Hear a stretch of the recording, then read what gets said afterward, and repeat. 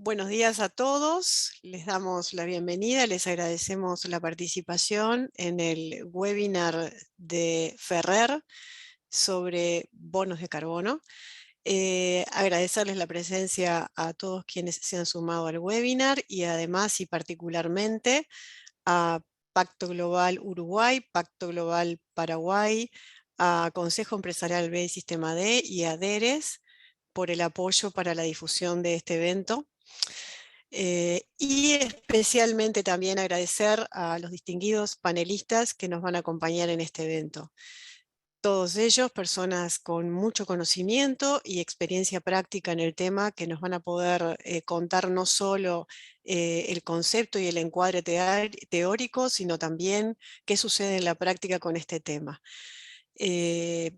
Bueno, este es un tema que venimos trabajando desde hace ya varios meses en el equipo de práctica regional de Ferrer, de ESG, de Ambiental, Social y Gobernanza. Es un grupo de práctica que conformamos hace un año más o menos, por una primero necesidad interna desde Ferrer de unificar y armonizar, conglomerar todo lo que históricamente siempre hemos hecho en el área de responsabilidad social empresarial, con acciones en beneficio de la comunidad y de protección del ambiente, y también como una forma de tratar de apoyar a nuestros clientes o potenciales clientes en el desarrollo de esta forma de hacer negocios.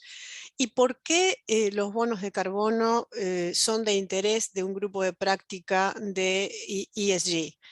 Y bueno, obviamente por la pata ambiental, dentro del triple impacto, y dentro de ella por el área más focalizado en la mitigación del cambio climático y el objetivo fijado a nivel mundial en el Pacto de París de llegar a la neutralidad de carbono, a la carbono neutralidad para el 2050. Es común que las empresas, cuando desarrollan sus negocios, se cuestionen si vale la pena hacer una inversión en eh, dar un plus, hacer algo más de lo que podrían hacer para cumplir con su objetivo económico, porque eso obviamente requiere una inversión extra. Entonces, siempre se preguntan, ¿y vale la pena que lo haga? ¿Qué beneficio me trae? Cuando nos consultan eso, desde el área de ESG, de triple impacto, lo que les decimos es que es cierto, no hay un incentivo directo desde el Estado, al menos en nuestros países, para que la empresa defina acometer una forma de hacer negocios o para que defina hacer negocios que además de un beneficio económico tengan un impacto social y especialmente un impacto ambiental adicional al exigido legalmente. Que sí puede haber un beneficio indirecto por convertirse en una empresa sostenible, por generar una marca, una imagen que capta consumidores, inversores, capital de trabajo, pero lo que nos interesa particularmente del negocio de bonos de carbono es que esto es algo más, es una herramienta más, es un apalancamiento directo económico a los proyectos que apuntan a generar negocios o realizar acciones en la forma de hacer sus negocios que generen una reducción en en el impacto del cambio climático, ya sea mitigando las emisiones o secuestrando emisiones. Entonces, es una herramienta que nos parece muy útil también desde esta perspectiva. Nos gusta ver el tema bonos de carbono desde la perspectiva de ESG, de triple impacto, y nos parece que es una herramienta utilísima porque motiva a las empresas a acometer este tipo de acciones, sabiendo que van a tener un apalancamiento económico directo, un premio, van a tener una valorización de su acción adicional y a la vez, por otro lado, empresas que saben que quieren hacer también cosas por el ambiente, pero que por la forma o el tipo de actividad que desarrollan tienen un tope. En esa tensión entre el desarrollo y el ambiente, hacen todo lo posible para reducir las emisiones, pero el desarrollo tecnológico no les permite ir más allá de determinado punto y quieren dar un paso más, quieren seguir apoyando las acciones de protección del ambiente y de mitigación del cambio climático. Entonces, lo que encuentran en el mercado es la posibilidad de hacerse de esos bonos para apoyar económicamente a otros proyectos u otras empresas que están en el día a día y en la forma en que actúan o en lo que hacen, generando ese impacto positivo en el ambiente. Entonces, esa es la razón por la cual desde el grupo de práctica de ESG de Ferrer regional estamos interesados en este tema, lo estamos trabajando, lo estamos analizando, lo estamos desarrollando y queríamos compartir con ustedes nuestro conocimiento sobre esto y llevarles la posibilidad de escuchar a estos prestigiosos panelistas para todos tirar hacia adelante, hacia lo mismo, hacia el cumplimiento y hacia tratar que desde las empresas logremos llegar al 2050 con esa cero neutralidad que el mundo se planteó. Sobre el desarrollo del evento, tengan en cuenta que hay un espacio de preguntas y respuestas. Les agradecemos que las vayan escribiendo allí. Al final del evento vamos a tratar de responderlas en la mayor cantidad posible. Las que no, veremos la forma igualmente de hacerles llegar algún comentario o la respuesta de los panelistas que están presentes hoy aquí. Así que bueno, sin más, agradecerles la presencia, agradecerle el apoyo a las organizaciones que compartieron la difusión del evento, especialmente a los panelistas, y le doy la palabra a mi colega Guillermo para que siga adelante con el evento. Muchas gracias, Cristina. Bueno, muy buenos días a todos y a todas. Mi nombre es Guillermo Hover, yo lidero la práctica ambiental y de ESG en la oficina de Ferrer en Asunción, Paraguay. Desde Ferrer estamos, como dijo Cristina, muy contentos de poder compartir este espacio con ustedes. Les agradecemos por estar acá, por haberse conectado y sobre todo a nuestros panelistas por haber sido tan generosos con su tiempo y con su conocimiento. Habiendo revisado un poco la lista de inscritos, que me pone muy contento, es una lista muy extensa, vimos con Cristina de que está inscrita gente de un montón de sectores muy diversos, el sector forestal y agropecuario, el sector financiero, el sector de la construcción y el real estate, y asumo que esta gente también tiene un conocimiento diverso del concepto de créditos de carbono. Entonces me parece oportuno arrancar, antes de pasar al panel, dedicarle unos minutos a nivelar un poco la cancha y explicar de qué estamos hablando específicamente hoy y por qué. Como dijo Cristina, esto está muy relacionado con el cambio climático y según la comunidad científica, uno de los principales motores del cambio climático es la emisión de gases de efecto invernadero a la atmósfera, a consecuencia en gran parte de las acciones que realiza el hombre en su desarrollo económico, su desarrollo social. Muy básicamente, los científicos nos dicen que ya no hay espacio en la atmósfera para seguir metiendo en ella gases de efecto invernadero como el dióxido de carbono, el metano y otros. Por lo menos no podemos seguir metiéndolos sin consecuencias muy graves para el planeta. En otras palabras, el espacio de almacenamiento para estos gases se volvió un bien escaso y como principio económico básico, cuando hay un bien escaso, hay un mercado.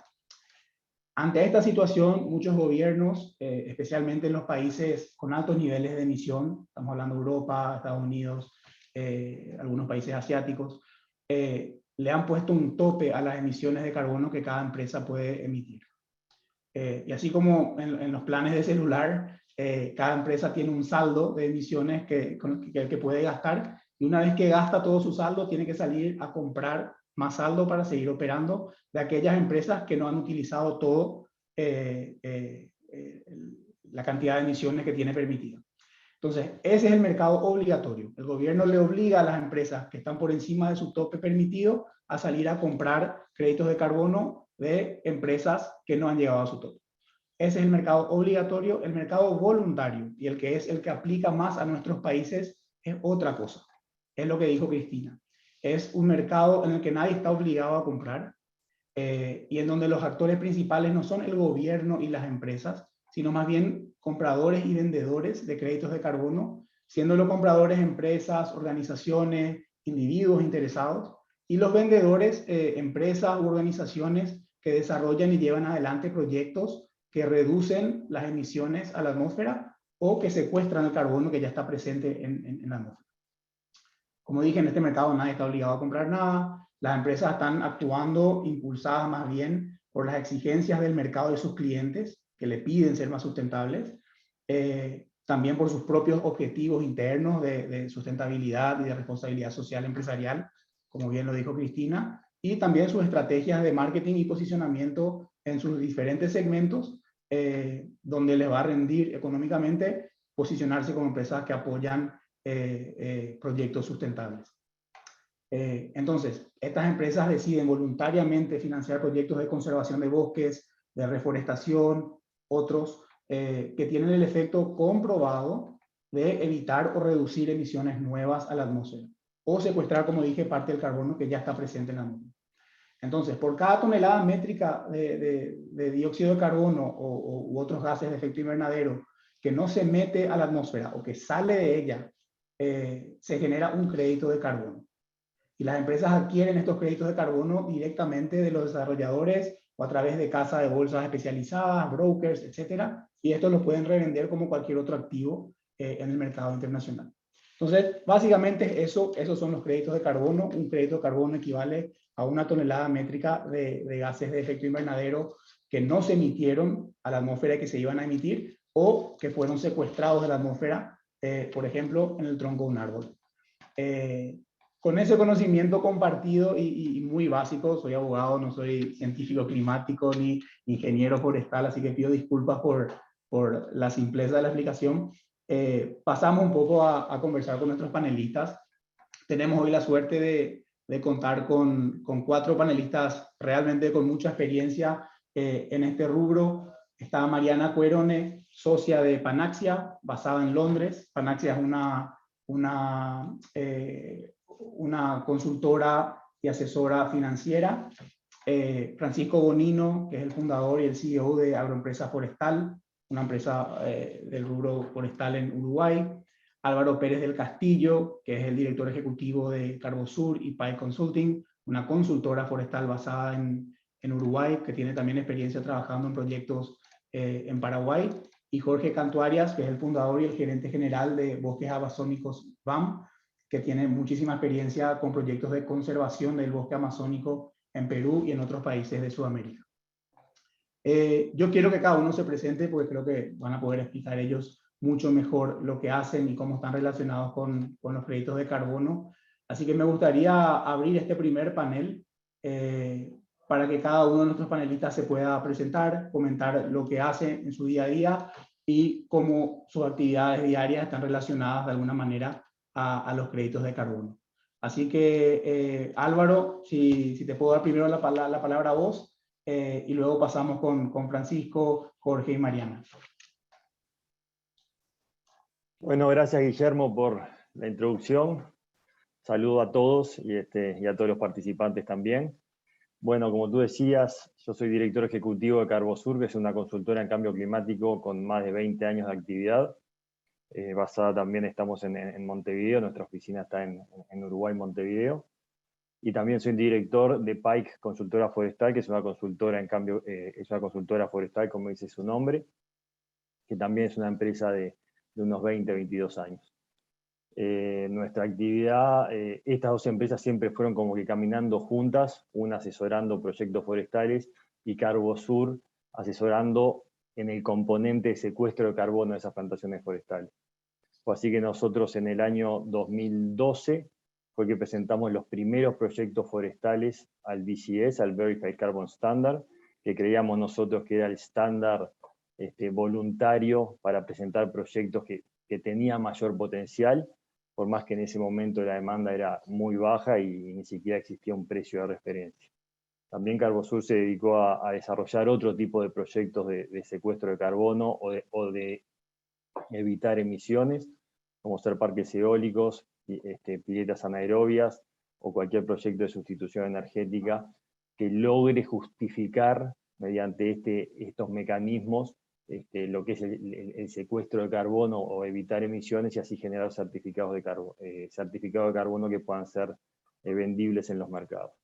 Carbosur desarrolló 8 proyectos forestales de gran escala. Hoy en día administramos directamente 5 de ellos. Y bueno, como les decía, lo que pasó con el mercado es algo que nos sorprendió a todos, y últimamente hemos tenido así mucha actividad en lo que es la comercialización de créditos, que seguramente más adelante lo vamos a hablar. Fantástico, gracias Álvaro. Francisco, ¿nos querés comentar un poco acerca de tu trabajo en Uruguay y tu relación con los créditos de carbono? Sí, claro. Buen día a todos. Gracias por la invitación.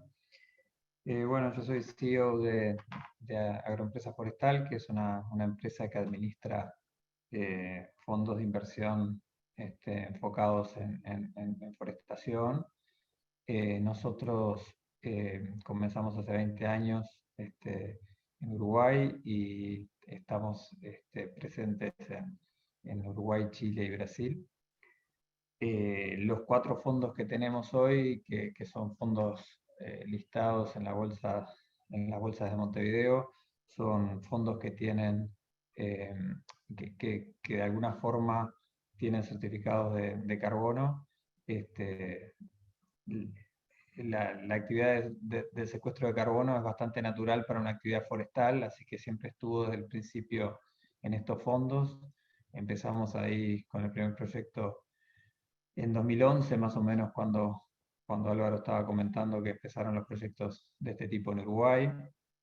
Y en aquella época, bueno, de allí hasta acá hubo de todo, ¿no? Hubo momentos altos y momentos bajos, momentos donde se pensaba que los bonos de carbono iban a ser algo muy importante y momentos en los que nadie los quería. Así que bueno, encantado de compartir hoy un poco la información y las vivencias que hemos tenido en este tema.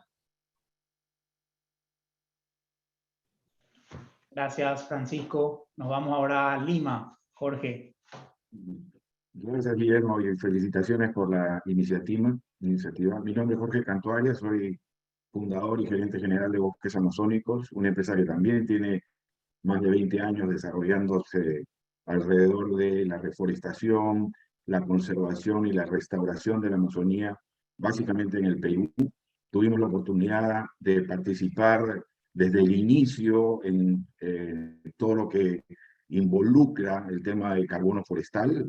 Como decía Álvaro, nadie sabía en algún momento ni siquiera cómo se iba a mover, cómo se iba a medir el carbono forestal, etcétera, y qué papel iba a jugar.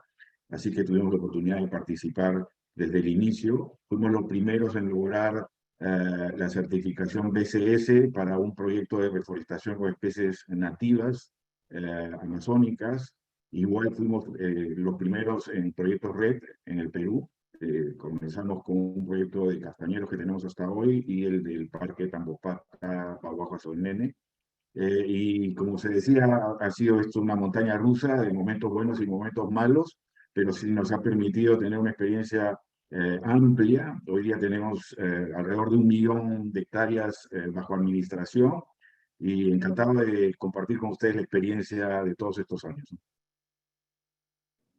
Muchísimas gracias, Jorge. Y por último nos vamos hasta Londres con Mariana.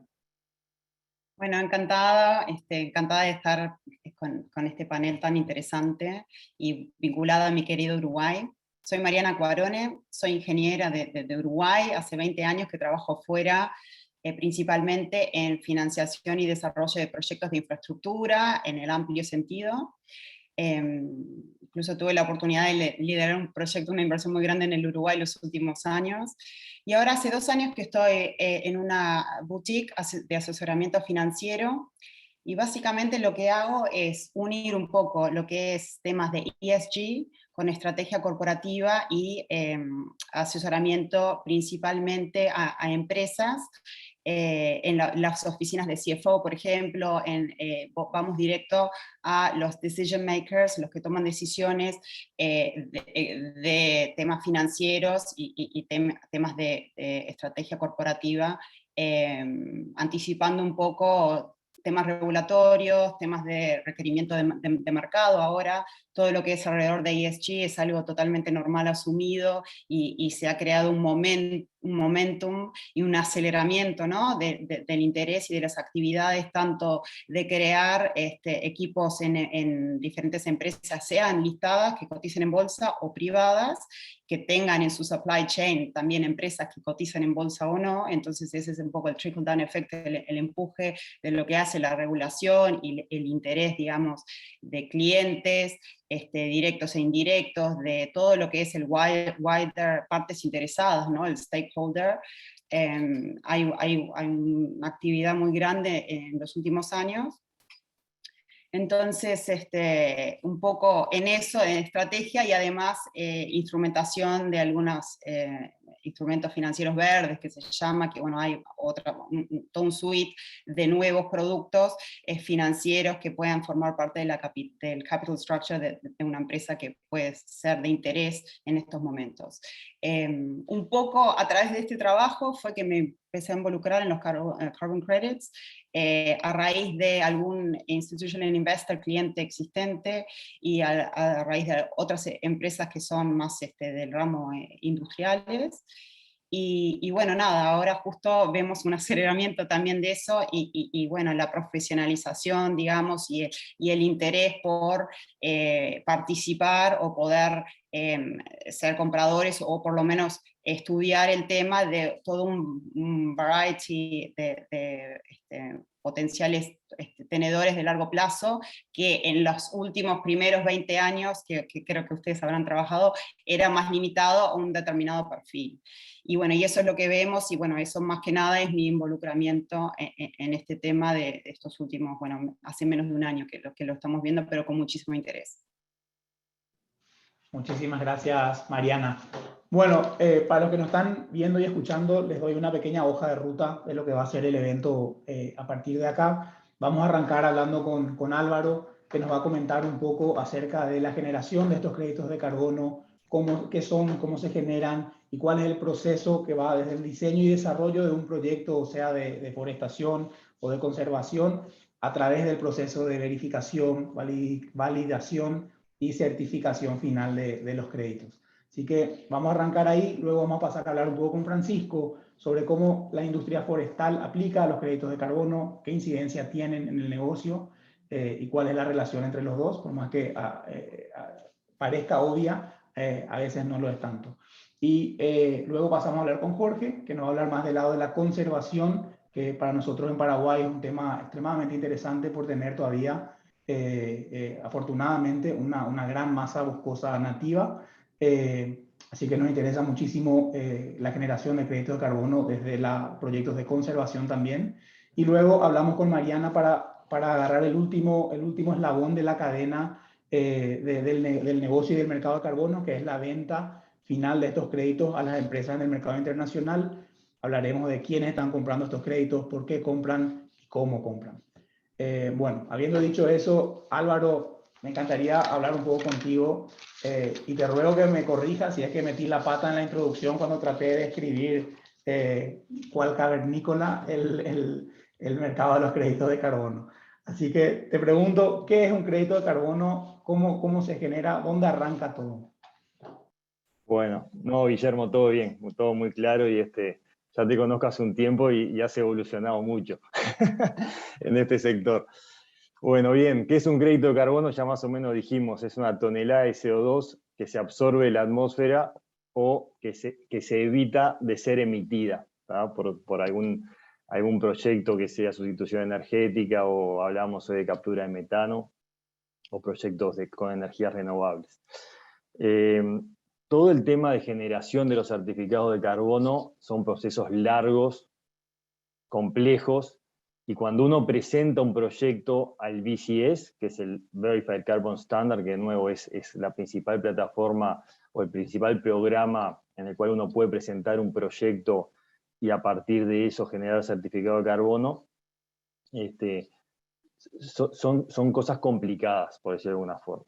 Acá cuando uno tiene un proyecto o una idea de proyecto y piensa que puede aplicar al BCS, lo primero que hay que ver es que si existe una metodología que pueda seguir para que, siguiendo paso a paso lo que esas metodologías exigen, el proyecto pueda ser validado.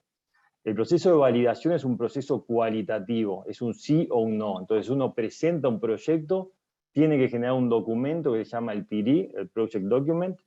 Ese proyecto es auditado por empresas validadoras que también son aprobadas por el BCS, se llaman las VVBs, Validation Verification Bodies, y si ese proyecto es validado, de nuevo, en el proceso cualitativo de sí o no, ahí está en condiciones de entrar al segundo proceso que se llama la verificación.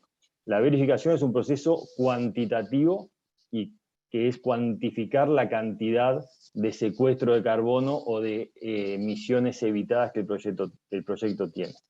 En el caso de un proyecto forestal, obviamente ese proceso de verificación depende del desarrollo de los bosques, del crecimiento biológico de los árboles, y a partir de ese crecimiento, que uno obviamente tiene que entrar en un proceso también largo, caro, complejo, uno mide el stock de carbono que tiene secuestrado dentro de sus bosques. Normalmente se tienen en cuenta 5 pools de carbono, que es la biomasa aérea, biomasa subterránea, mantillo, madera muerta y carbono orgánico en el suelo. Y bueno, entonces en ese sentido viene de nuevo el VVB, el Validation Verification Body, se hace el proceso de verificación y una vez que se termina ese proceso, queda el proyecto está en condiciones de emitir certificados de carbono. Entonces ahí uno entra al sitio del BCS, en verdad el registro BERRA, que es donde está el BCS, y uno tiene, imagínense ustedes, como una cuenta bancaria. O sea, uno tiene su cuenta, su nombre, y ahí tiene la cantidad de créditos de carbono que ese proyecto verificó, ¿tá? Entonces, para que tengan una idea, Carbosur, como les decía hoy, en los últimos años desarrolló o validó 8 proyectos, más de 20 millones de toneladas, hemos comercializado 10,5 millones de toneladas, y todo a través de este proceso. O sea, una vez que los certificados son verificados, se pueden emitir y se comercializan como cualquier bien. Uno habla con los clientes, se firma un contrato entre privados y ahí se hace el envío de los certificados y uno recibe el dinero, ¿tá? El hecho de la venta de los certificados es algo bastante sencillo, ¿tá? Por más que es un bien poco tangible a veces y la gente no entiende, pero en el momento que uno tiene el proyecto verificado y tiene sus respectivos VCUs, que son las unidades, los Verified Carbon Units, uno los comercializa como si fuera madera o caramelo, por hablar pronto y claro. Obviamente yo, de formación profesional, ingeniero agrónomo forestal, el foco nuestro siempre fue proyectos forestales, pero también nos dedicamos a parques eólicos, como decía, pileta de decantación. Paraguay tiene un tema con su energía, su matriz energética, que es mayoritariamente o 100% renovable, por lo tanto ahí si uno el día de mañana pone un parque eólico, en verdad no va a estar sustituyendo energía fósil, por lo tanto ahí hay cierta complejidad en la posibilidad de que esos proyectos generen certificado de carbono.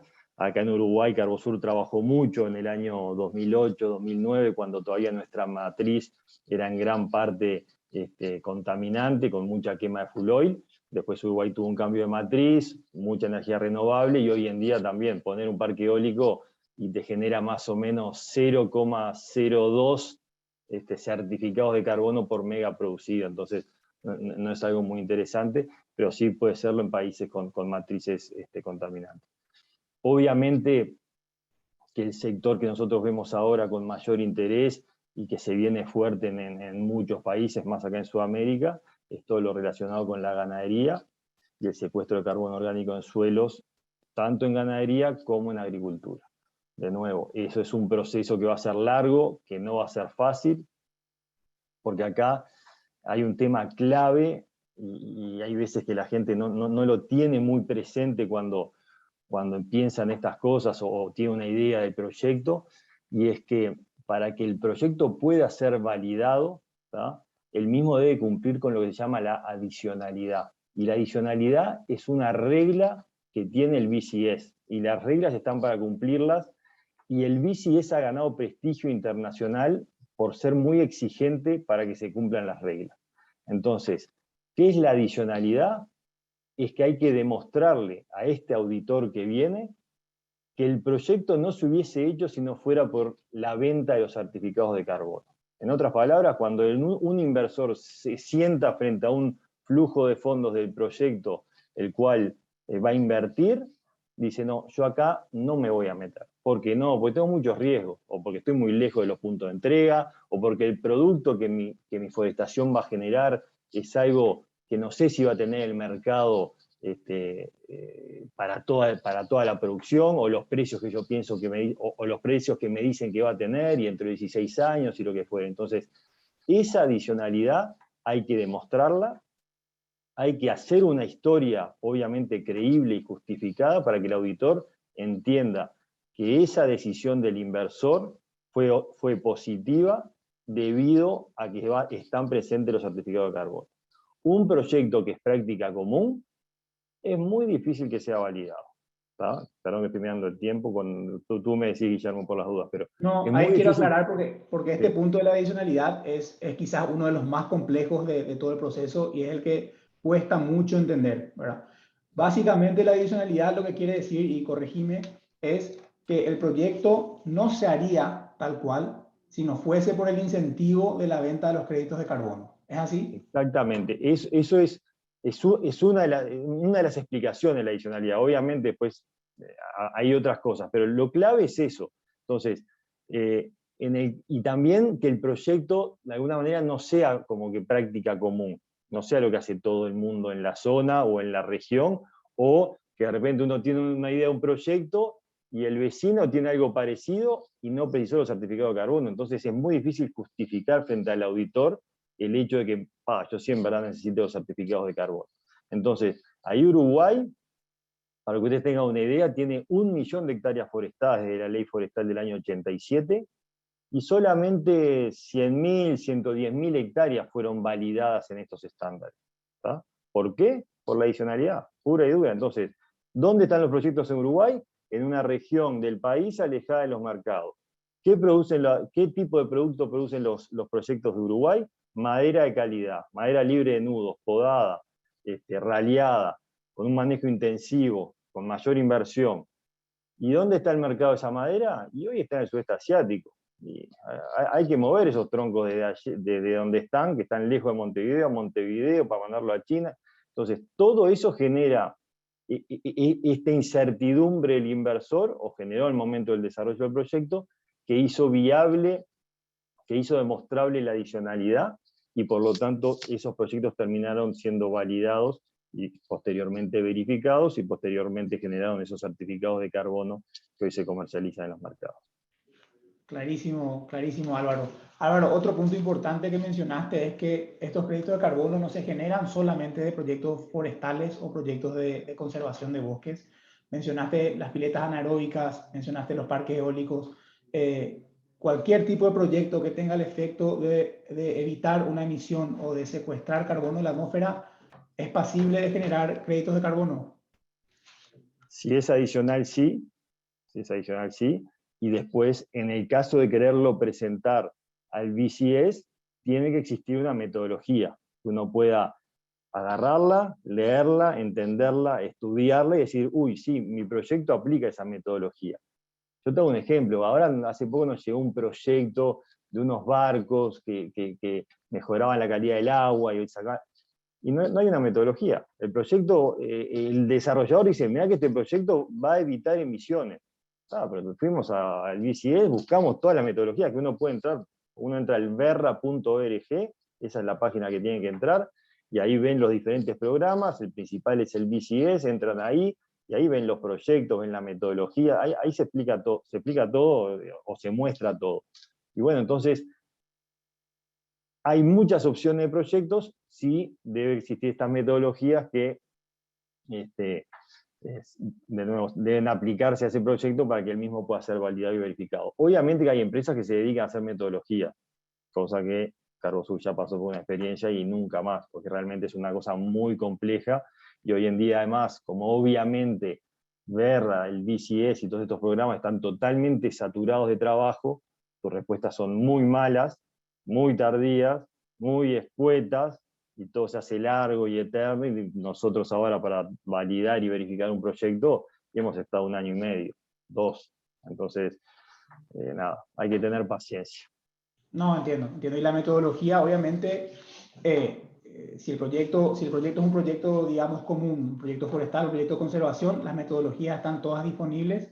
Cuando es un proyecto de otro tipo y no hay metodología, obviamente hay que acudir a una empresa que va a desarrollar los métodos para medir la reducción o el secuestro de carbono, y eso luego pasa otra vez por un proceso de validación con Verra o con el ente verificador, y recién ahí se puede presentar el proyecto, ¿no? Ese sería el camino. Exactamente, y de nuevo, una metodología de abarcar todos los aspectos que involucran al proyecto, entonces son documentos realmente complejos, todas las fórmulas de cálculo de los stocks de carbono, de las emisiones evitadas, son trabajos complejos. Y bueno, y también pasa que uno de repente se dedica 1 año y medio, 2 años a desarrollar una metodología y el día que queda aprobada queda pública. Entonces, uno picó en punta porque si desarrolló la metodología es porque algo tenía en la manga, pero a los 2 minutos ya viene uno, ping, la descuelga, y entonces es algo de alto riesgo y de dudoso costo-beneficio a veces. Entonces, de nuevo, igualmente hoy de nuevo, entran ahí a Verra y ven la cantidad de metodologías que hay en los diferentes sectores, y es enorme. O sea, hoy es un monstruo el programa BCS, lo que es Verra, y bueno, y de nuevo, la exigencia que el estándar ha tenido, tanto en las metodologías como en el cumplimiento de las mismas, es lo que ha dado credibilidad a todo este mercado que hoy ha explotado, y que yo el otro día decía que es como que la nueva fiebre del oro. La gente hoy no le importa nada más, solo le importa que el proyecto le genere certificado de carbono. Todo lo que viene atrás, que es lo importante, porque en definitiva esto muchas veces es como que la frutillita de la torta. Ahora con los precios certificados a los valores que están, es la frutilla y sí, yo qué sé, la crema. Pero no deja de ser un componente menor que hace viable el proyecto, pero que uno que se tiene que dedicar a lo otro, ¿tá? Principalmente en lo que son proyectos energéticos o forestales. Pero bueno, la gente está como desesperada. Vemos, hoy hablaba de los mercados voluntarios y regulados. Sí, los regulados obligan, el voluntario no, pero una vez que una empresa toma una medida de responsabilidad social empresarial y dice, yo voy a empezar a neutralizar mis emisiones, entonces mide la huella y le da un saldo positivo que tiene que neutralizar, y ya se obliga, porque después que esa empresa al otro año diga, subieron los precios certificados, me borro. No, no está bien visto, ¿no? Entonces, eso hace que de alguna manera esto se está transformando casi que en obligatorio, y es lo que está haciendo empujar tanto la demanda de certificados y el aumento de precios. Clarísimo. Álvaro, para cerrar, una última pregunta. Si yo soy un empresario ganadero que tengo una reserva forestal importante en mi propiedad, si soy un empresario que está pensando en invertir en un proyecto forestal de eucalipto o para una de las plantas de celulosa, o si soy de cualquier otro rubro, tengo una flota de ómnibus a combustión y quiero cambiar la flota por una flota eléctrica, ¿cuál es el primer paso que yo como empresario hago para averiguar y para entender si es que mi proyecto de inversión puede verse beneficiado por la generación de créditos de carbono?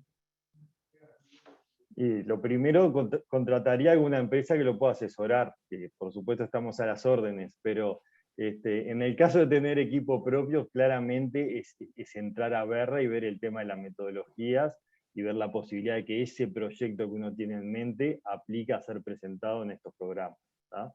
Pero de nuevo, realmente son temas complejos. Nosotros tenemos un equipo de técnicos que están todo el día en eso y analizando metodologías, las reglas cambian mucho, hay que seguirle el tranco, como decimos nosotros, a lo que es Verra y BCS, porque para que tengan una idea, antes uno podía presentar una forestación que tuviera 10 años de edad, del momento del cambio del uso de suelo, cuando era pradera, a que uno ponía el bosque, 10 años. Después bajó a 5. Hoy son 3. Entonces, todo ese cambio de reglas, uno tiene que estar atento porque si te distraes, cuando pensás que en verdad puedes presentar algo, al otro día ya es un blanco y negro, no lo puedes presentar. Entonces, todo eso es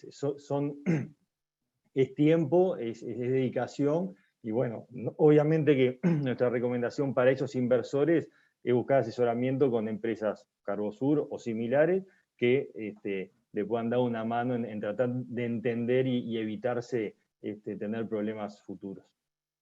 Fantástico, fantástico. Mira, Álvaro, te agradezco muchísimo. Me gustaría ahora pasar un poco a hablar con Francisco de cómo cuál es el rol que juegan los créditos de carbono a la hora de proyectar y modelar un negocio forestal, ¿no?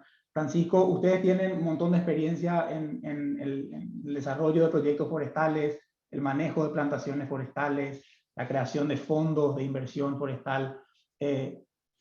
Dentro de todo ese mundo, ¿cuál es el rol que juegan los créditos de carbono y cómo inciden en el negocio de ustedes? Bueno, yo creo que es bueno ahí quizá diferenciar el rol que juegan cuando un proyecto comienza que el rol que juegan cuando está operativo, ¿no? Cuando estos proyectos comienzan, si el proyecto es un proyecto que es adicional, justamente pasa lo que mencionaba Álvaro, o sea que el que sea un proyecto que secuestra bonos de carbono es un flujo relevante para que el proyecto se pueda concretar y para hacerlo más viable. Esto siempre también hay que mirarlo a los ojos del momento en que ocurre la inversión.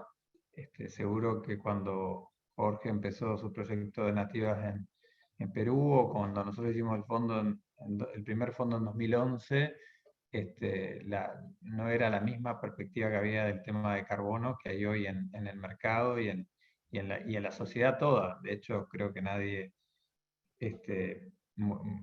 la gente no era consciente de ese tema 10 o 15 años atrás.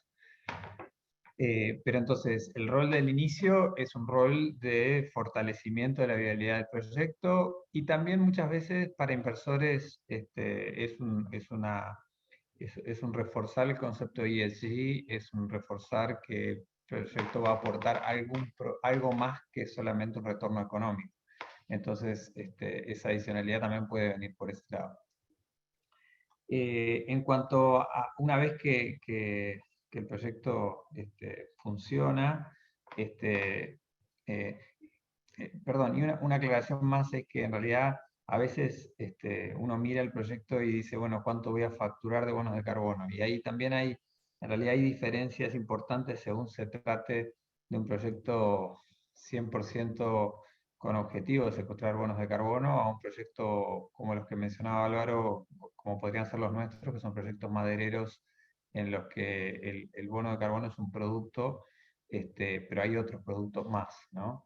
Entonces, si el proyecto es 100% de secuestro de bono de carbono, podría ser que los bonos de carbono expliquen 100% de los ingresos del proyecto, o 80 o 90, porque también hay otros frutos del bosque, pero como un ejemplo. Y si es un proyecto que tiene otros productos, de repente en las ventas significan el 1%, pero de repente en el margen significan como un 15%, porque en el sector forestal los costos logísticos son muy importantes, y bueno, la parte buena es que los bonos no hay que trasladarlos, no hay que fletearlos, y entonces el costo logístico y el aporte de cada venta es bastante más directo al margen. Dentro de eso, creo además que ahora hay como una apertura mayor de tipos de proyectos, entonces hay más variedad, hay más situaciones que en otro momento, y dentro de esa variedad hay de todo. Cuando esto comenzó había mucho más foco en lo que eran los proyectos red, que eran los proyectos enfocados en bosque nativo, y había una valorización más alta de los proyectos red sobre los de plantaciones forestales. Hoy eso cambió, y los proyectos de plantaciones forestales tienen igual igual que jerarquía que los RED, porque se está valorando mucho el secuestro en este momento versus el carbono evitado. Y digo, simplemente por una cuestión de mercado me refiero. Entonces, bueno, esto es muy dinámico y esas características han ido variando. A su vez, los bonos están empezando a incidir en las decisiones forestales, en el sentido de que ha aparecido alguna metodología nueva que permite secuestrar bonos según cómo uno maneje el bosque. O sea, no solo por el hecho de hacer un proyecto, sino que alguien que tiene un bosque con ciertas condiciones podría, al alterar el manejo del bosque, generar bonos. Por ejemplo, difiriendo una cosecha o haciendo una rotación más larga que permita que el promedio de carbono acumulado sea más alto que el que originalmente iba a ser.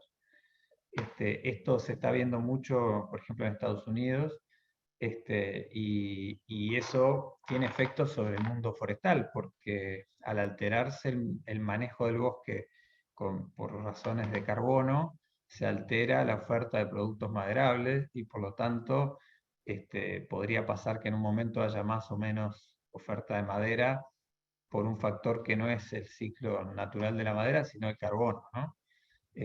O incluso países como Nueva Zelanda que están plantando muchos bosques solamente para reducir emisiones de carbono, y que si el día de mañana alguien hace algún manejo de ese bosque, serían volúmenes importantes que se podrían volcar al sector forestal. Y finalmente un comentario que creo que tiene mucho que ver también es que los bonos de carbono tienen un horizonte de evaluación muy largo. O sea, cuando uno presenta un proyecto en esos pasos que Álvaro describía, se espera que el proyecto esté ahí por lo menos por 20 años. Antes eran más largos todavía. Y eso para el sector forestal es una muy buena noticia, porque en general una de las restricciones más grandes que encuentran los proponentes de proyectos de inversión forestales como nosotros es que el inversor quiere las cosas ya, cortas, y cuanto menos tiempo, menos riesgo. Entonces, de alguna forma los bonos vienen como para validar que los inversores miren más lejos, y en ese sentido hay un efecto sobre la adicionalidad muy importante, porque en realidad probablemente van a hacer que se vuelquen flujos de capital mucho más grandes al sector forestal de lo que se harían naturalmente si esto no estuviera. Fantástico, Francisco. Mencionaste un tema que me pareció súper interesante. Cuando hablamos de la adicionalidad como requisito para un proyecto forestal, en mi cabeza siempre me imagino, bueno, si la plantación de eucaliptos está al lado de la planta de celulosa y el negocio forestal, independientemente de los créditos de carbono, es un negocio redondo, me cuesta a mí demostrar satisfacer ese requisito de adicionalidad. Vos mencionaste que con ciertas prácticas de manejo forestal sustentable sí se podría dar esa adicionalidad, a pesar de que el negocio forestal es un buen negocio por su ubicación geográfica o por sus condiciones económicas del proyecto, ¿no? Eso, que están viendo eso con mucho crecimiento, ven que hay mucho interés de las industrias forestales que antes no podían apelar a créditos de carbono, hacerlo ahora a través de esta nueva metodología. Bueno, la metodología es nueva y no sé cuánta gente la conoce. A mí me da un poco la sensación de que fue creada más pensando en el hemisferio norte, donde plantar bosques de cero, como hacemos aquí, es bastante más complicado por el valor de la tierra. Y esto le da oportunidad a bosques que ya tenían un plan, a alterar ese plan y generar niveles más altos de carbono y participar del mercado. También me gustaría decir que quizá es un caso que puede ser más controvertido desde el punto de vista de su efecto verdadero sobre el ambiente. No porque no crea que la metodología sirve, sino que puede dar lugar a más picardías. Entonces, por ejemplo, ahora había toda una discusión en Estados Unidos sobre algunos terrenos que son el gobierno y que los concesiona, y que tenían unos planes de cosecha ya definidos como a 10 años, y que se habían acogido a este mecanismo para secuestrar carbono,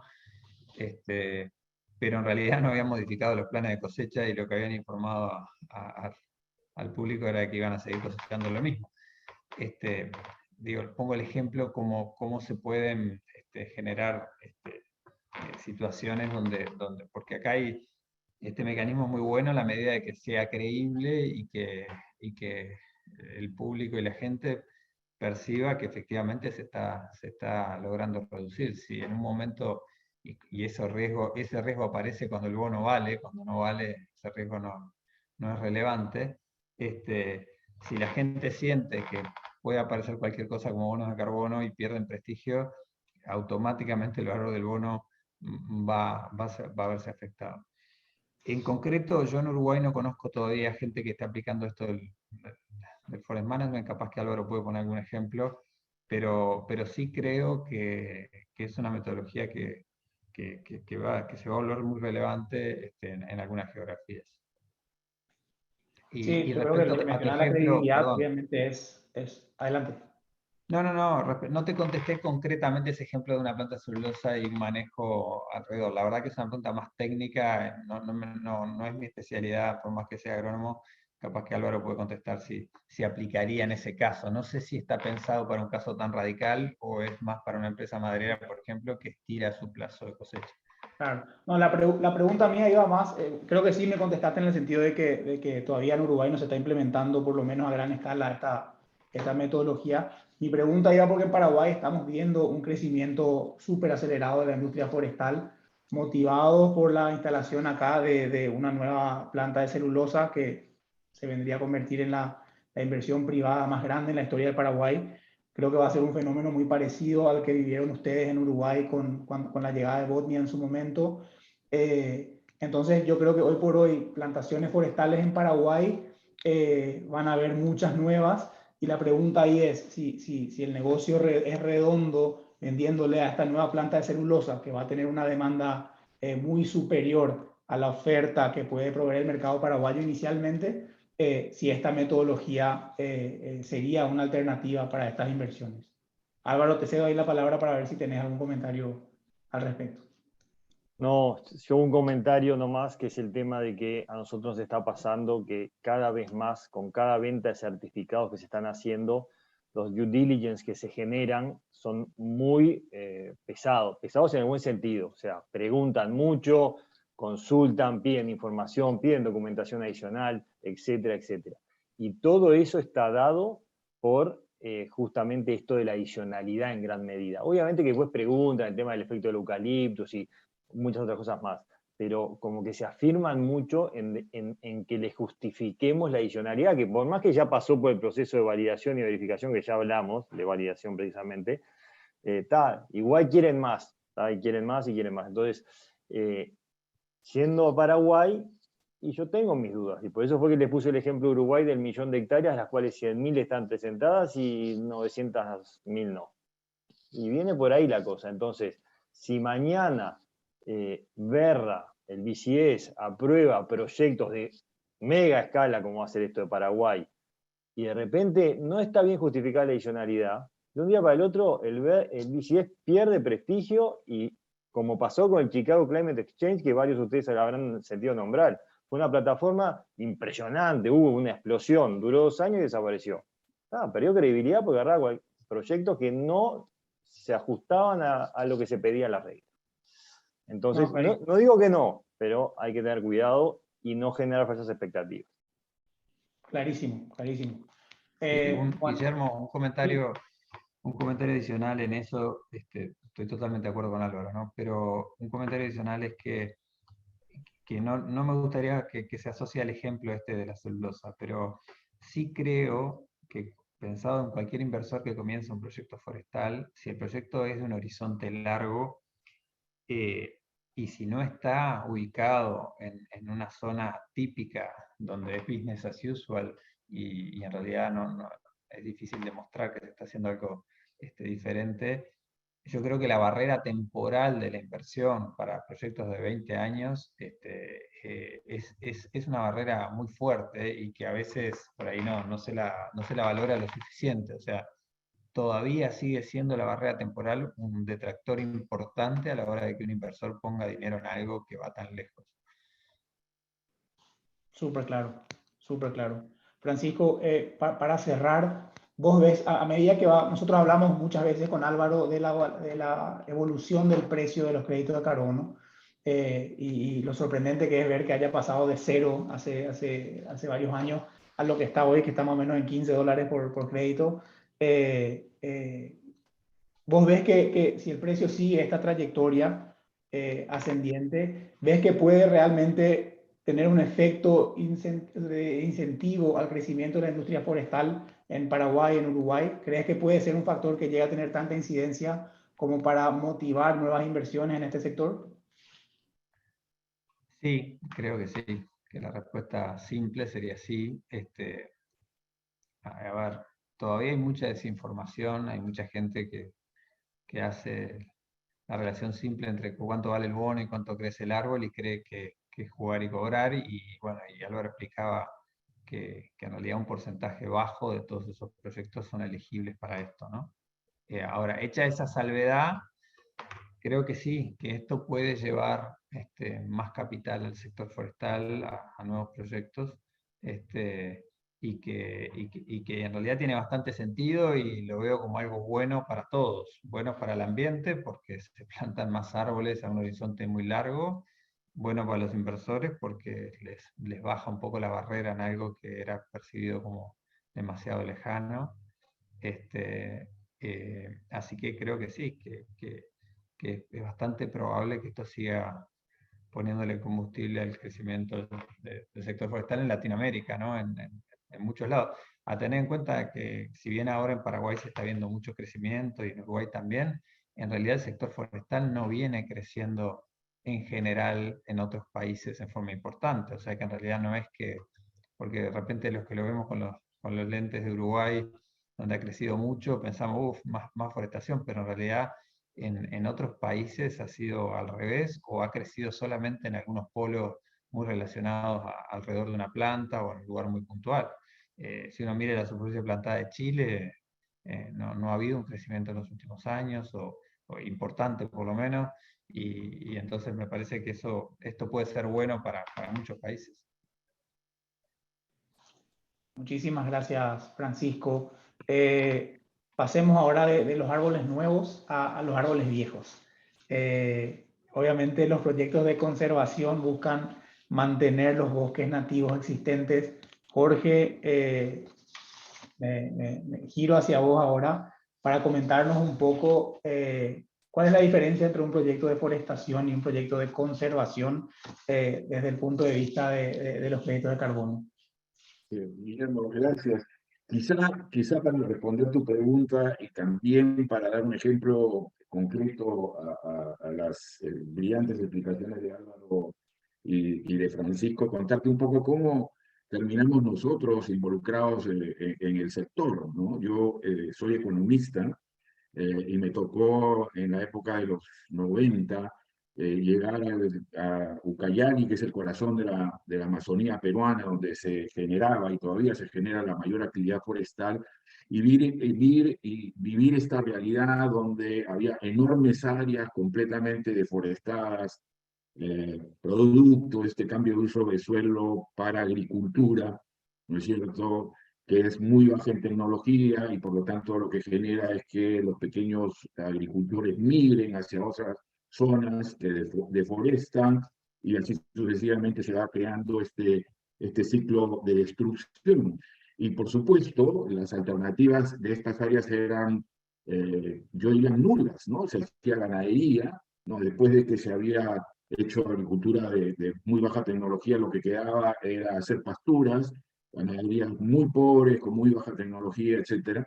Y lo que finalmente terminaba sucediendo era que esos terrenos prácticamente no tenían valor económico, ¿no? Y entonces, con la visión quizá del economista, dije, bueno, no es sostenible que los precios de áreas, digamos, que tienen condiciones similares a otros países en general, estén tan bajos. Y lo que hicimos es comenzar a adquirir un área importante, muy cerca de la ciudad de Pucallpa, etcétera, y comenzamos un proyecto de reforestación con especies nativas, porque la lógica era buscar el mayor valor comercial posible de lograr con especies tropicales, ya que el Perú tiene una infraestructura bastante limitada, ¿no? Y los costos de transporte y transformación iban a ser bastante altos. Y bueno, logramos un modelo técnico de especies de altísimo valor en el mundo, que funcionó, probamos la parte técnica y dijimos, bueno, excelente, ahora entonces vamos a hacer miles de hectáreas de estas especies tan valiosas, y comenzamos a tocar puertas y por supuesto nos dimos con el portazo en la cara de la realidad de que no habían capitales de mediano y largo plazo, por lo menos que se acomodaran a los ciclos de maduración de las especies. Nadie estaba interesado en realidad en invertir en zonas complicadas porque están lejos de ciudades importantes, etc. En fin, lo que me imagino que pasa mucho o pasaba mucho en algunos lugares en nuestra América.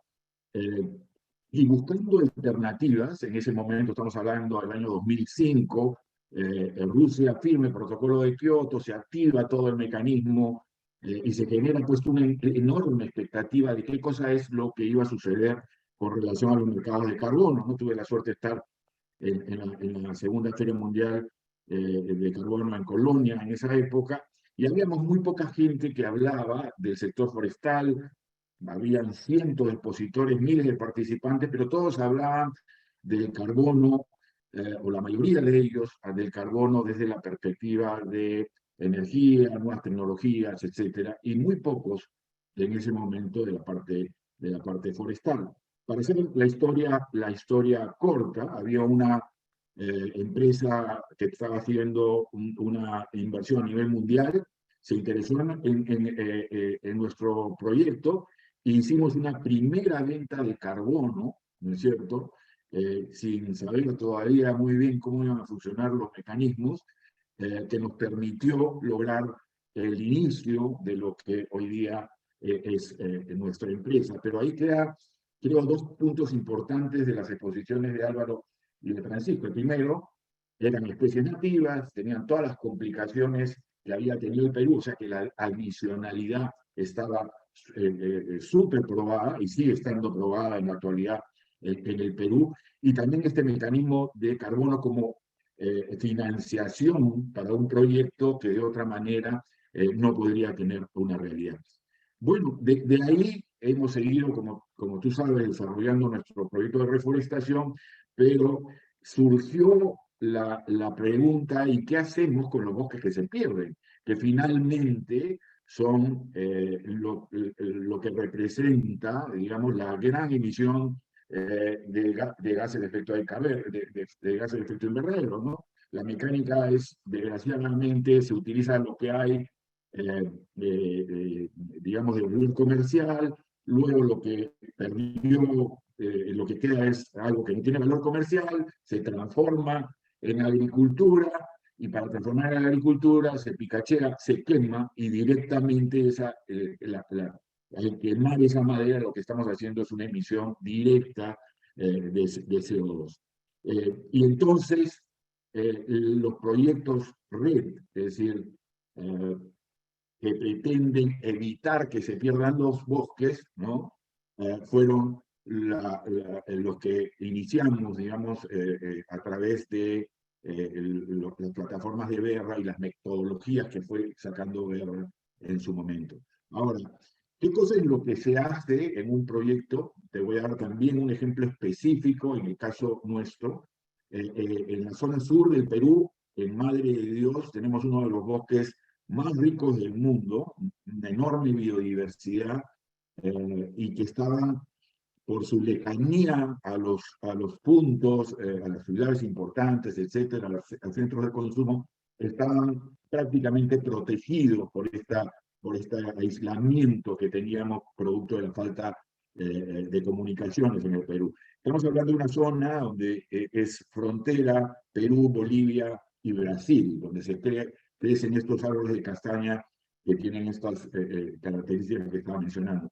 Pero el gobierno de ese entonces decide hacer una carretera que une desde Brasil hasta prácticamente el Océano Pacífico. Y eso genera una amenaza enorme para todas estas zonas donde antes no había este tipo de problemas, ¿no? Iban a haber migraciones, iban a haber apetitos por terrenos para hacer otro tipo de usos, etcétera, etcétera. Entonces, lo que se hace aún, y se hizo en ese momento, es hacer lo que se llama una línea base, es decir, ¿qué va a pasar si no intervenimos en esta área? Y a través de todos unos modelos muy complicados, como comentó Álvaro en su momento, desarrollamos un proyecto donde demostrábamos que si no se hacía algo, que no se estaba haciendo, evidentemente, esas áreas se iban a perder a un ritmo que podíamos predeterminar. Y lo que en la práctica se hace una vez que es validado y verificado ese proyecto es hacer una comparación año por año de, obviamente tienes que demostrar todas las actividades que has realizado para justamente evitar que esos bosques se pierdan al ritmo que habías predecido, ¿no es cierto?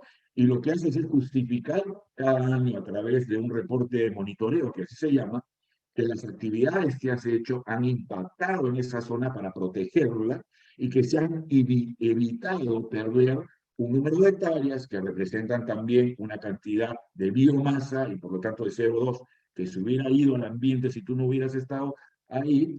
Y ese cálculo, ¿no es cierto?, es el que determina la cantidad de BCUs que puedes emitir, que puedes vender en el mercado internacional para seguir invirtiendo en la protección de estas áreas. Importante decir que alrededor del proyecto RED, que obedece a Reduction Emission for Deforestation and Degradation, ¿no es cierto?, hay una serie de metodologías. La que yo te estoy mencionando es una. Otra metodología alrededor de esta, digamos, esta iniciativa es evitar que algunas áreas que tienen posibilidad de cambiar de uso de suelo se decida no hacerlo por generar estos ingresos adicionales de carbono. Y ahí es donde yo creo que hay una oportunidad importante en algunos países de Sudamérica. Mira qué curioso, el Perú es un país que tiene un desarrollo importante de proyectos RED, generamos una cantidad muy importante de BCU y protegemos un área muy grande. Sin embargo, en la práctica, en el Perú, no es posible hacer cambio de uso del suelo, salvo en casos muy específicos. Pero generamos porque la realidad está más allá de la reglamentación, es decir, en el Perú no se puede cambiar una hectárea de bosque para hacer agricultura, y sin embargo perdemos 200.000 hectáreas por año, producto de que no hay, está la ley, pero no está el control, la realidad es más fuerte que las buenas intenciones. Entonces generamos una cantidad como país de crédito de carbono importante. Sin embargo, hay países como Paraguay y como Bolivia, donde tú tienes por derecho la posibilidad de utilizar un porcentaje de los bosques que tienes para hacer agricultura sostenible, para hacer ganadería, para hacer otro tipo de uso de suelo, ¿no? Entonces, ahí hay una importante posibilidad de desarrollo de proyectos, porque si tú decides, ¿no es cierto?, evitar transformar esos bosques en otras actividades, es muy probable que tengas la posibilidad de cumplir con los requisitos de la metodología, de tener la adicionalidad de la que hemos venido hablando toda la mañana, ¿no? Y poder generar créditos de carbono para proteger esas áreas que hoy día estarían, digamos, con la autorización de ser cambiadas de uso, ¿no? Eso es más o menos cómo funciona el tema de... Jorge, ese último punto que tocaste para los que nos escuchan desde Paraguay es muy importante, ¿no? Nosotros acá en Paraguay tenemos dos regímenes forestales. La región oriental, que es la región que está al este y al sur del río Paraguay, tiene una ley de deforestación cero, por lo cual legalmente no es posible deforestar, si bien sigue existiendo deforestación ilegal en esa región. En el Chaco, que es 2/3 del país, sí tenemos la deforestación permitida hasta un cierto porcentaje de las propiedades que aún tienen reservas forestales, ¿no? Entonces, si una propiedad tiene en total 100 hectáreas y es 100% de bosque, eso en teoría se puede desmontar hasta un cierto porcentaje. La tasa oficial es 25%, incluyéndole ahí los bosques protectores de cauces hídricos, las cortinas forestales, etcétera, termina siendo más o menos una tasa efectiva de un 40 o 50% de lo que hay que mantener de bosques en la propiedad, ¿no? El resto sí se puede someter a un cambio de uso de suelo, y es ahí donde, como vos mencionás, existe una gran oportunidad para los créditos de carbono en Paraguay, ¿no? Me interesa muchísimo lo que ustedes ven en Bolivia, porque en Bolivia nosotros tenemos también, Ferrer tiene oficinas en Bolivia, tenemos un equipo ambiental ahí, y entendemos que el gobierno boliviano hoy por hoy está opuesto al mecanismo de mercado voluntario de créditos de carbono, ¿verdad? Entonces, tengo la curiosidad de cómo ven ustedes Bolivia y qué potencial le ven a ese mercado teniendo en cuenta esta posición del gobierno. Sí, mira, el proceso en Bolivia es complicado porque definitivamente está explícitamente reglamentado que no se pueden comercializar créditos de carbono. Quisiera hacerte quizá retroceder un poco en el tiempo. Todos nuestros países han tenido un proceso por el cual se han ido perfeccionando los derechos de carbono. Es decir, cuando nosotros comenzamos en el Perú, no se hablaba pues de servicios ecosistémicos, menos de carbono como algo específico, y estaba, digamos, un poco en el aire quién es realmente el propietario, ¿no? el que tiene los derechos del carbono en general. Y entonces ahí hay un tema que es bien importante, ¿no? En el caso de REC, los derechos del carbono o el carbono en general no es intrínseco al bosque, es decir, no crecen las ramas para ser un poco claro.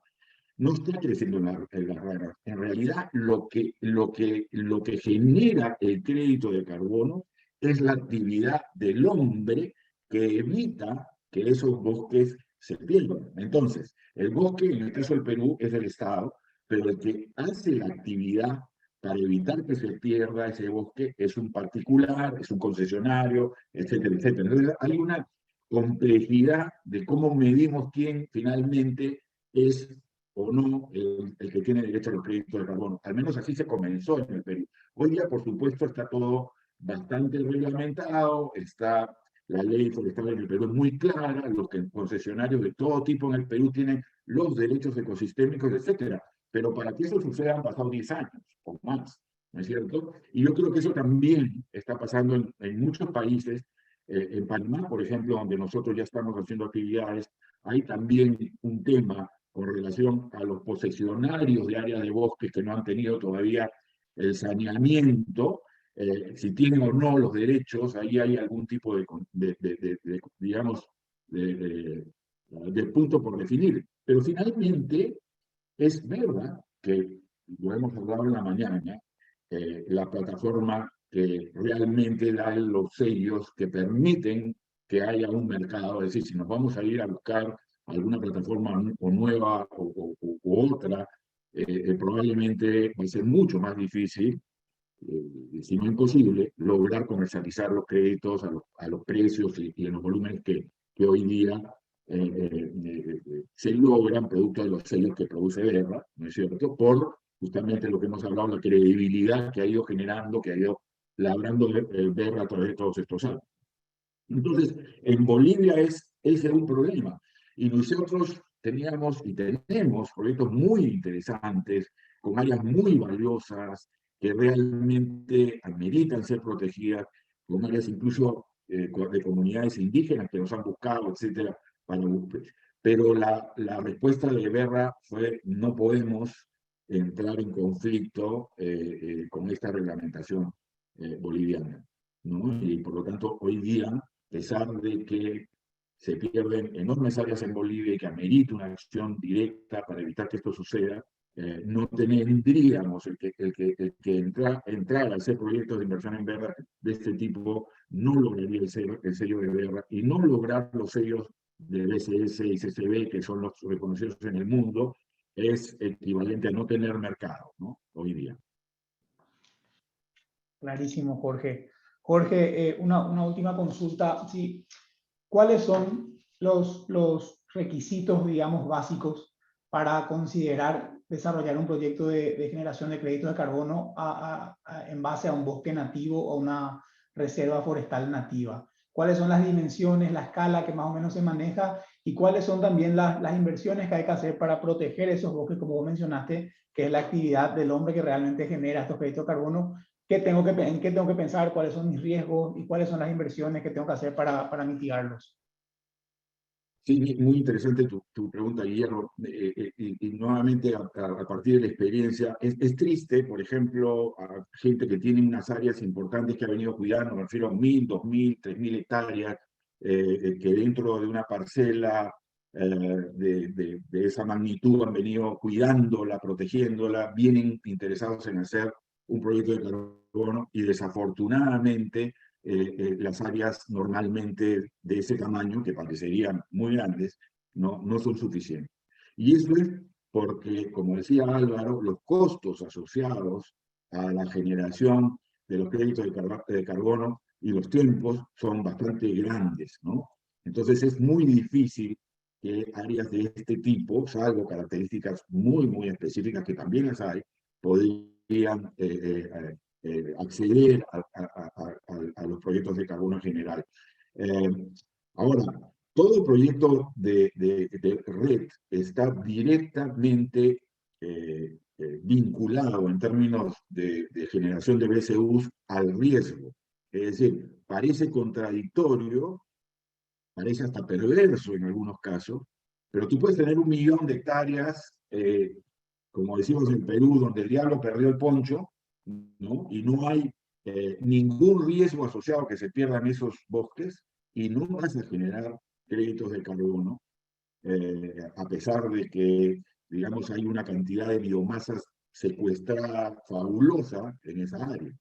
Y al contrario, puedes tener el último bosque, como tenemos nosotros en Ucayali, de apenas 20.000 hectáreas, pero que está amenazado por todas las esquinas y venimos trabajando para proteger el último hábitat, por ejemplo, del jaguar en Ucayali y de otras especies maravillosas, ¿no? Y entonces sí, tienen amenazas de todo tipo. Adicionalmente, esos terrenos fueron comprados, en el caso peruano, no quiero complicar mucho, pero para hacernos una idea, para hacer otros usos, para hacer palma, para hacer otras cosas, con autorizaciones de muchísimos años del Estado peruano en ese momento. Entonces tienes una doble amenaza. La primera, de que nosotros podríamos cambiar el uso de esos suelos porque con ese fin se compraron y decidimos no hacerlo.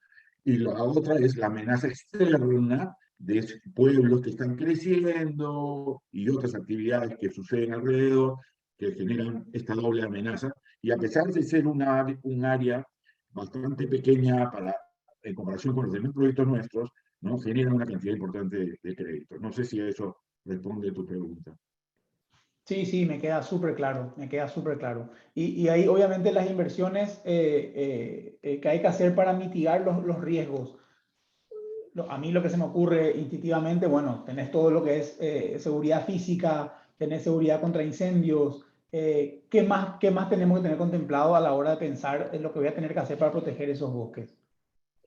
Mira, en el caso nuestro, cada proyecto tiene unas características diferentes, ¿no? Eso es importante saberlo, pero hay un componente que para nosotros es fundamental en todos los proyectos red, ¿no? No es solamente lo que tengas que hacer para evitar que el bosque se mantenga.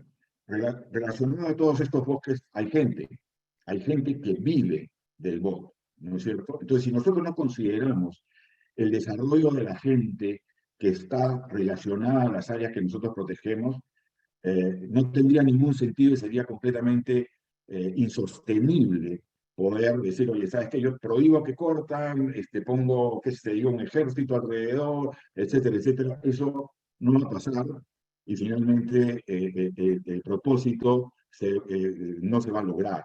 Lo que se trata es que la gente entienda o sienta más que entienda que puede vivir mejor protegiendo sus bosques que destruyéndolos.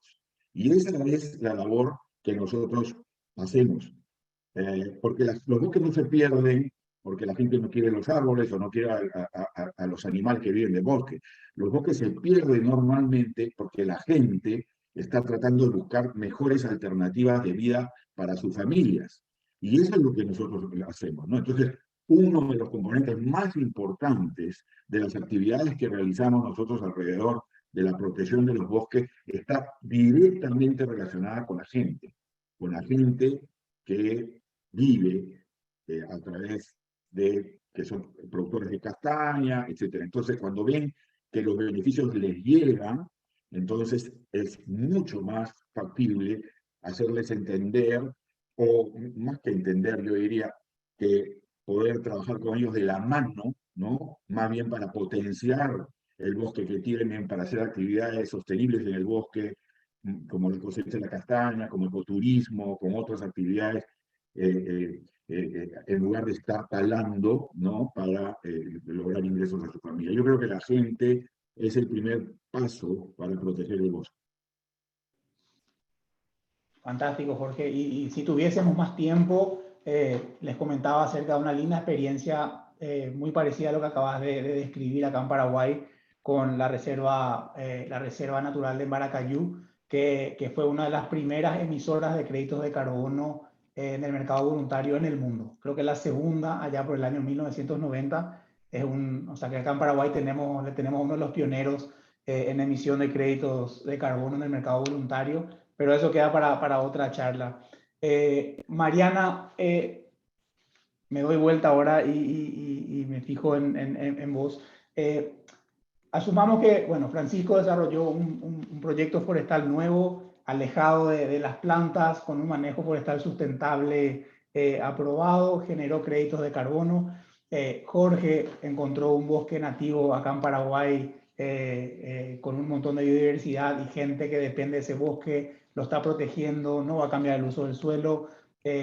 Y Álvaro nos asesoró y nos diseñó un proyecto que hizo validar y verificar por Verra, con un descuento importante en sus honorarios para que cierren los números. Y bueno, entonces ahora tenemos los créditos en el registro, están todos bajo nuestros nombres. ¿Qué hacemos con esos créditos? ¿Quién nos compra? ¿Dónde están los compradores, los mercados? ¿Por qué se fijan en estos créditos? ¿A quién apelamos ahí? Perfecto, Guillermo, muchas gracias. Bueno, primero que nada, hablemos entonces de los naturales tenedores de los bonos de largo plazo, ¿no? Que son las empresas que tienen más trayectoria en comprar, pero también participar en alguna manera liderando o indirectamente o co-invirtiendo en el underlying project sobre el cual existe el crédito de carbono.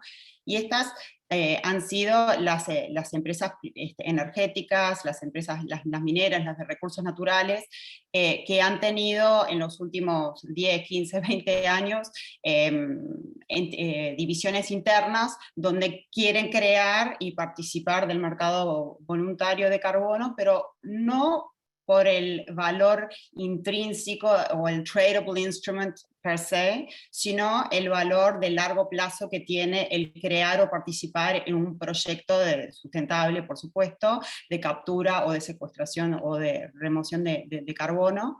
Y esos han sido los que han actuado mayoritariamente en este mercado, con lo cual no están participando directamente o preocupados por la volatilidad que tiene el instrumento, que bueno, puede ser por externalidades o por temas propias de, por ejemplo, un cambio del ambiente regulatorio, como se habló de Vera revisando los estándares, o otras cosas que pueden estar en juego y puedan tener un impacto sobre los créditos existentes. Eso es todo un grupo. Las segundas y terceras empresas dentro de esos sectores, o sea, volvamos, son energéticas, commodity houses, mineras, empresas que producen materiales infinitamente reciclables, como por ejemplo acero y aluminio. Después se tiene fondos de inversión, fondos de infraestructura, donde tienen un horizonte un poco más acotado, porque tienen su capital inicial y tienen un horizonte para devolverlo, y como parte de esas inversiones en infraestructuras, en sus estrategias, también tienen proyectos que generan carbon credits, y son tenedores de esos proyectos por el periodo del horizonte, digamos, que funciona el fondo. Ahora lo que hay es un mercado mucho más amplio y gente menos idónea, digamos, gente alrededor de lo que son empresas de transporte o las navieras, family offices, fondos más chiquitos, fondos o inversores que son más oportunistas. Entonces sí miran un poco, bueno, con una inversión pueden tener relativamente menor que lo que es el underlying as el proyecto en sí, con el sintético, que es lo que es el instrumento que se transacta, ¿no? Que es el crédito de carbono, pueden tener un upside si piensan que el valor va a subir o no, si va a estar de alguna manera con alguna correlación al mercado de compliance o no. Ese es un grupo de gente que está interesada. Lo que también se ve es fondos de inversión o hedge funds o fondos que estuvieron siempre en el área de los commodities. Ahora hay una nueva salida que son crear instrumentos financieros ambientales, y hay todos los que sector importante de empresas inversoras que tenían apetito de riesgo, bueno, ahora están diseñando y tienen en sus estrategias de inversión, tienen componentes de carbon credits también, porque bueno, ha terminado siendo como un instrumento más con exposure a lo que es temas ambientales, pero temas de, bueno, puede estar sí o no, o más o menos, dependiendo de las creencias de cada fondo, en correlation con el oil and gas, con el precio de otros commodities, y entonces hay una creación de nuevos productos que tienen una cuota parte, más y más participación de lo que es el valor del carbon credit voluntario también, ¿no? Entonces, ese es un poco el ambiente. Lo que quería decir, además del horizonte y de la versatilidad de precios, es de que hay empresas que están cada vez más enfocadas en su estrategia sustentable, sea porque son listadas o porque sus mayores clientes son listadas en bolsa. Entonces la regulación, que está cada vez más, bueno, impediente, ¿no? Está en borrador, pero cada vez en los mercados en Estados Unidos, con la SEC, en Europa con el Green Taxonomy, y también en Inglaterra, tienen que prepararse como para dar una explicación al mercado sobre cuál es su estrategia ambiental, cómo van a navegar la transición energética. Y en este sentido, medidas de mitigación puedan tener un plazo de mediano o largo plazo para impactar sobre su huella de carbono directa e indirecta y de su supply chain, y puede también tener un costo de capital muy importante. Entonces, una manera de señalizar al mercado que la empresa tiene seriedad, que está asumiendo sus obligaciones que están por venir de manera proactiva, es, por ejemplo, invertir en este tipo de instrumento, que es algo que de inmediato, comprar instrumentos que ya están generados, tiene un valor que no es el valor intrínseco del tradable instrument per se, pero estás señalizando que estás preocupado por tu huella de carbono, es una manera de offset tus emisiones de carbono equivalentes a día de hoy, y no tener que necesariamente ir a, bueno, coinvertir en algo que pueda generarte una inversión, digamos, múltiplos mayores y con un timeline que trascienden en el tiempo, ¿no? Entonces ese es otro beneficio de que tienen los carbon credits, que por ahí el comprador y el tenedor de largo plazo, además de eso, tenés otras empresas que, bueno, quieren, quizás están atrasadas o están desarrollando un plan y necesitan de una medida más de corto plazo, como para demostrar al mercado amplio, ¿no? Al mercado me refiero no solamente a a los inversores, a los clientes, a los empleados, al regulatorio, de que están serios en el tema de sustentabilidad y de reducción de la huella de carbono. Entonces, estas son cosas que estamos viendo. Quería Mariana, decir, sí. te quiero preguntar algo.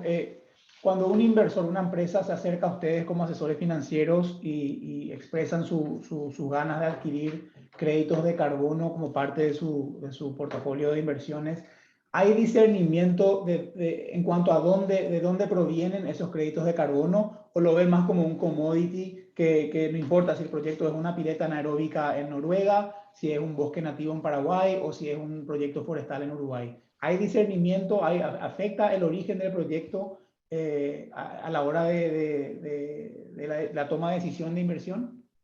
Sí, absolutamente, es algo que se mira, y bueno, tocando un poco sobre lo que se habló en términos de el proceso de certificación, verificación, y lo importante que es tener esa transparencia, que es como cualquier otro instrumento financiero, un bono corporativo soberano que tiene las rating agencies, lo estudian, tienen su credibilidad y le asignan un rating. Bueno, acá existe el mercado hoy, pero creo que lo que hay es una lupa, y se habla mucho de la integridad, y más allá de que, bueno, Verra está súper establecido y hay otros, y tener esa certificación da una tranquilidad, y desde el punto de vista legal la operación está, digamos, certera.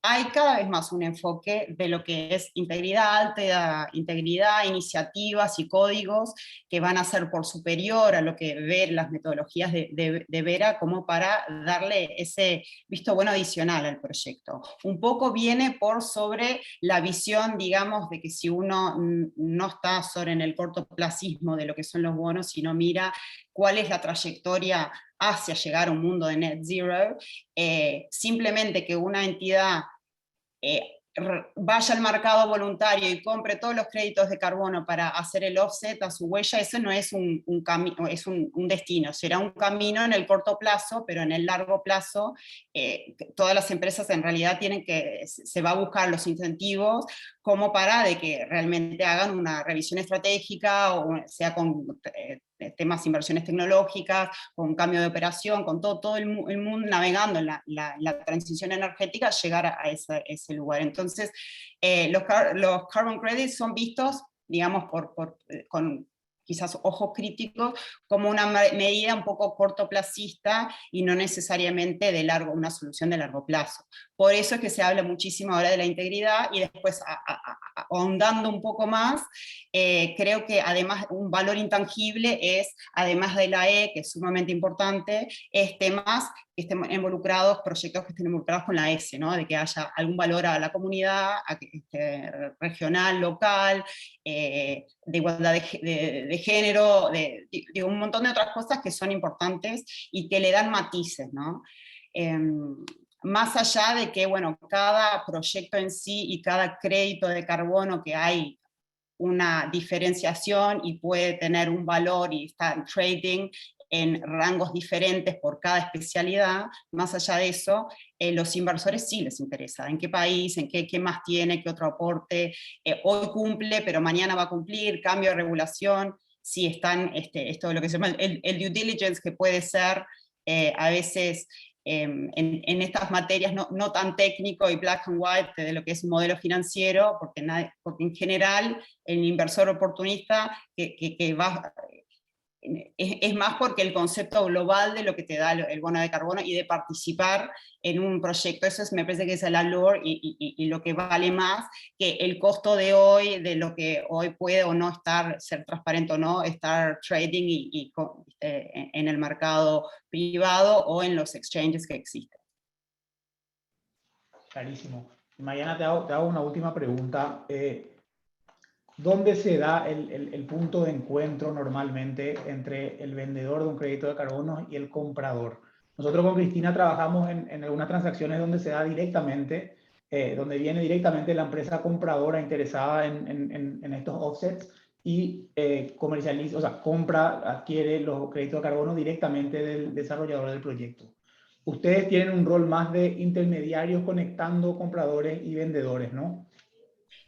Sí, y diría no intermediario financiero, que es una posición, digamos, con una regulación acorde y demás, pero sino asesorando a los compradores finales. Hemos participado del otro lado en algunos diálogos, proyectos no cerrados, pero en general hemos cerrado desde compradores asesorando en ese sentido. Y sí, la mayoría de las transacciones se dan entre privados, ¿no? Lo que se llama un poco over the counter. Existen los exchanges que cada vez tienen más importancia y donde, como una ruta, pero como también un proceso de comercialización y de estandarización en la documentación, en el ERPA, por ejemplo, en el contrato de compra-venta, que lo que hace es dar certeza de que el inversor de mediano plazo o de corto plazo pueda tener certeza del mecanismo, no del precio en sí del instrumento, pero del mecanismo de poderlo on sale, ¿no? de vender en un mercado secundario. Eso le va a dar un poco más, a ver, es un producto que va a ser ilíquido, nunca va a ser lo mismo que una empresa que cotiza en los exchanges más grandes del mundo. Hay un tema innato de iliquidez, pero eso le da la estandarización de la documentación y de los procesos, le da más transparencia, certeza de tener un mercado secundario y después certeza de transparencia de precios, lo que cuando uno va online y busca en determinados exchanges o páginas que conoce, cuál es el precio del force o de un proyecto natural o un proyecto con X características y que eso tenga un poquito de sustento. Clarísimo, clarísimo. Muchísimas gracias, Mariana. Bueno, en honor al tiempo, quiero... Disculpame, Sí, Guillermo, quería hacer una acotación más, que me parece que realmente en el futuro también lo que va a tener más movimiento en esto es el tema de natural-based proyectos, ¿no? Proyectos de conservación, que muchas veces va a ser realmente la única modalidad, ¿no? Y no creo que vaya a ser solamente carbon credits, puede haber blended finance, lo que es la unión de capital, de financiamiento de gobiernos o cuasi gobiernos, multilateral agencies como el Banco Mundial y demás, y bancos privados en conjunto con carbon credits para poder preservar. Y creo que eso en Uruguay también puede haber en temas de Uruguay en branding natural y por supuesto que en toda la región.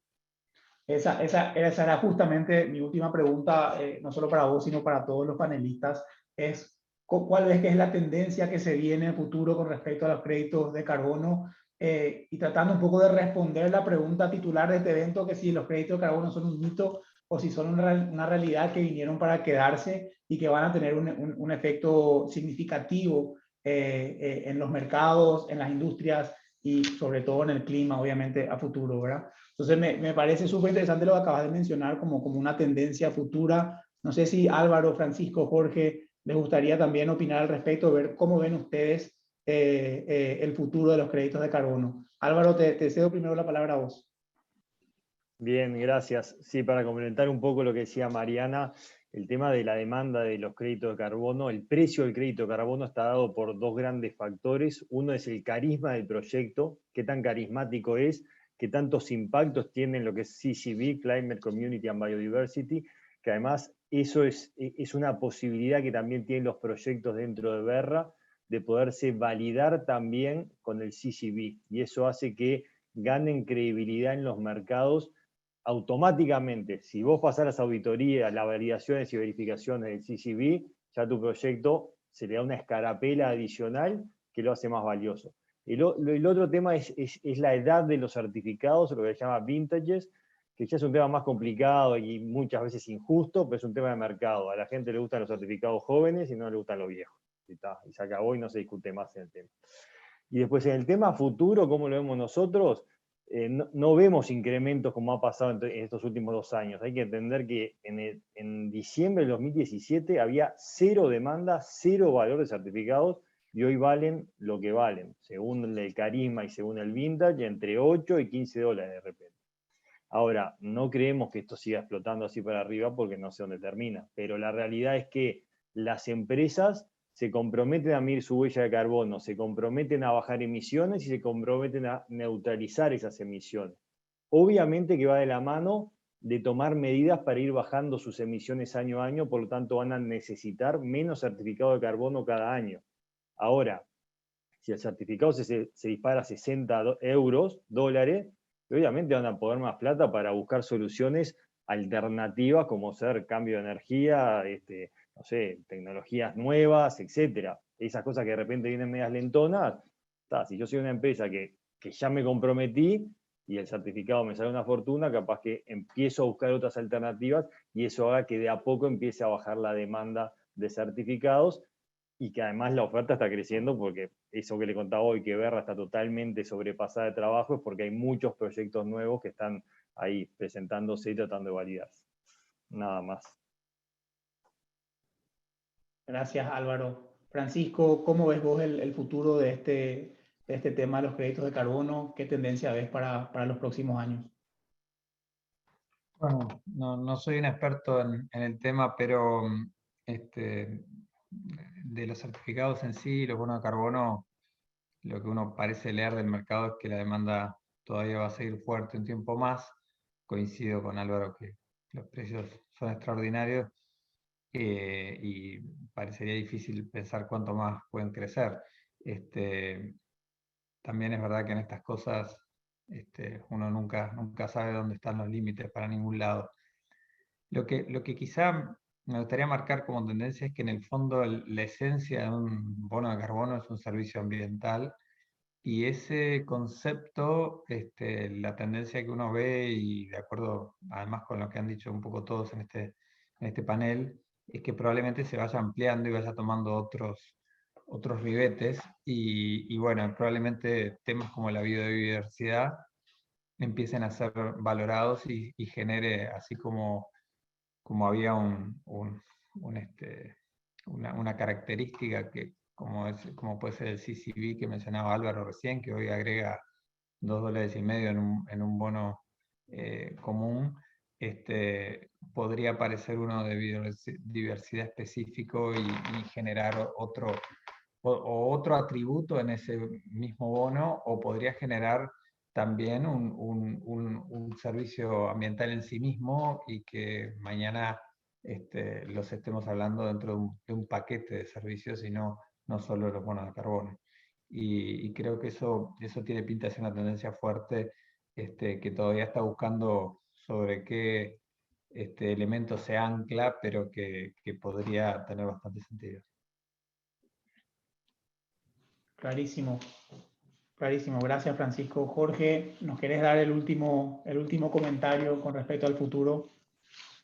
Yo soy muy optimista con relación a lo que se viene. Creo que el mercado de carbono ha venido desarrollándose en los últimos años de acuerdo a la lógica de crecimiento de cualquier mercado, ¿no es cierto? Se va consolidando en el tiempo.